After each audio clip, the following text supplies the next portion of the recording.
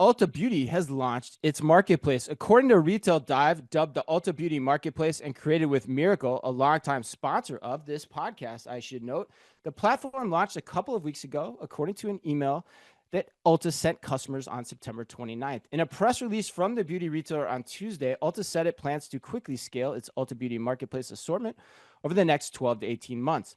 The seller listings are integrated into Ulta's other online offerings with unified search results, shopping carts, returns, and checkout processes. While shoppers can earn Ulta Beauty Rewards points on marketplace purchases, they cannot, however, redeem those points on marketplace listed items per the same September email. Notably different than some other online retail marketplaces like on Best Buy and Walmart, the platform is also not available to just any third-party seller and is only open by invitation directly to brands. Manola, what is your consultative point of view on what Ulta needs to get right in order to make its marketplace successful? I mean, listen, I think it's a balance between offering a breadth of assortment, right? But still something that feels curated, right? You don't want to feel like you're kind of out in the world without a lens on beauty and just kind of shopping random things. I think people are more open to shopping other categories in an more open marketplace, apparel, but things that you put directly on your body that are, kind of near your eyes and things like that. I think consumers are a bit more cautious, but it's striking that balance between the breadth and the curation, which I think they've taken a good first step in having it's by invitation, right? And they're doing some level of vetting of the quality and the types of products that are being sold. So I think that's going to be different than other marketplaces, but they do have, I think, to maintain that standard. The other thing that comes to mind is, the points integration. That feels a little bit clunky, right? Maybe that's something that down the road they'll figure out how to integrate. But if I'm an Ulta consumer, I like racking up those points and I don't want to be limited in what I'm going to use them, where I can go and then spend them, right? Especially when the website, I think there's no way to kind of filter out for the marketplace offering. So it all kind of comes together. It becomes hard to parse through like, okay, where can I use my points? Where can I not use the points? So that, probably some opportunity for streamlining there. So no, I'm curious, like one question I have, like, so I love the move overall, I'm big on marketplaces in general. I love the curation approach for now as well. But, in a lot of ways, as Lisa, you'll probably joke at this one too when I go to you for the next commentary. But it's kind of a predictable approach. Like every retailer says, we want a curated marketplace, we want to be conscious of the brand.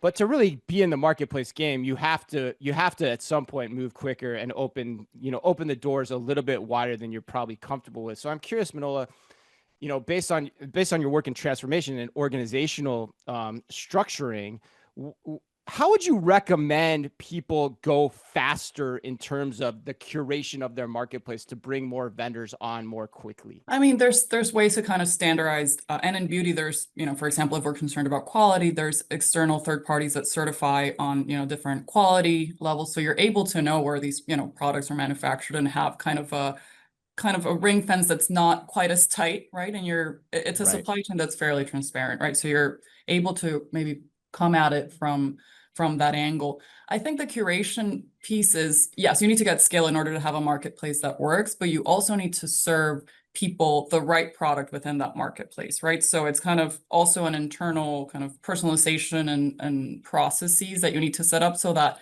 within this enormous assortment, people can come in and see things that are relevant to them, right? So, I don't know, maybe it links back to the AI question, right? Of like, how do you then navigate the marketplace? So I think it's curation from those two senses of like, who do you let in, but also who do you serve to people when they show up? And is that right for each individual person? Yeah, I like what you're saying there too, because that's what I was thinking about. Like there should be a defined rubric for who you're going to let come in so that it, quickens the process versus you're just finding them and deciding if they're right for you, Lisa, what do you think though? Look, I think the first two things that came to my mind is in order for it to be successful, it has to be an Ulta experience. And how do they think about that experience that's true to Ulta? And then I think speed of delivery is going to be another thing. As we think about the other competitors, if they are not fast enough, Why would I go to their marketplace? I think the risk could be that they're having the brand shipped direct, right? So I think the risk could be, is the service level stacked up to people like Walmart and Amazon in the end, because that's going to be critical to the consumer. And then when I think about it, I do think in order for it to be meaningful, they are going to have to broaden the assortment, but it needs to be true to who Ulta is and how they've made that selection. Yeah, and that's a good point on the curation too. Like you want to, if you're going to build your marketplace, you want to make sure that the vendors you're leaning into are as differentiated as possible against Walmart and Amazon as well. And what is your take here? I agree with Lisa and Manola. I think this is different than other marketplaces. And if I were Ulta, I would be very slow in building this marketplace up for all the reasons that they talked about. Beauty is different than a mass retailer, than, you know, a Walmart or an Amazon. This is an area where people spend time and they invest, you know, lots of money in these products, and they're putting them on their body. So I think that this is a category where curation makes sense. I also really like this move from the Ulta perspective for their customers, as Lisa was alluding to, because if this product doesn't work, they're also able to bring this back to an Ulta store, and then they have that interaction point. So I think this is actually going to help drive some traffic to Ulta stores if they don't find the right product, or if that product isn't good for them. That gives another sales opportunity post-purchase for Ulta customers and for Ulta staff to kind of get them into the right product, maybe that is in store. So they're not leaving without anything in hand. They see, okay, you liked, what were the attributes of this product that you chose online? And how do we find you something next to either test or to walk home with in store? So I like this move in general for Ulta, as, you know, one, providing their consumers with a curated assortment, both online and offline, and then two, as a potential post-purchase traffic driver. So I'm all in on it. I love it. Manola, that brings up another question for me that I want to go to you for the last point here is, you know, part of a marketplace idea is also the category expansion, you know, and so like I could think of, you know, categories that might be very relevant to a beauty purchase, like a vanity, let's say. You know, how do you think about that, and how would you advise Ulta to handle the category expansion question, if at all? That's an interesting lens. And I think, you know, beauty has been expanding into kind of adjacent categories and kind of blurring with, you know, wellness comes to mind, right? So it's, you know, are you taking vitamins to feel good or to look good, or a little bit of both? And then that's a quick step into, you know, yoga or, you know, other wellness related spheres. So I do think there's kind of there is probably a lifestyle angle that you can anchor on beauty, and it does need, you know, there's a limit to how much you can stretch. But I think as long as it is no pun intended. yes, literally.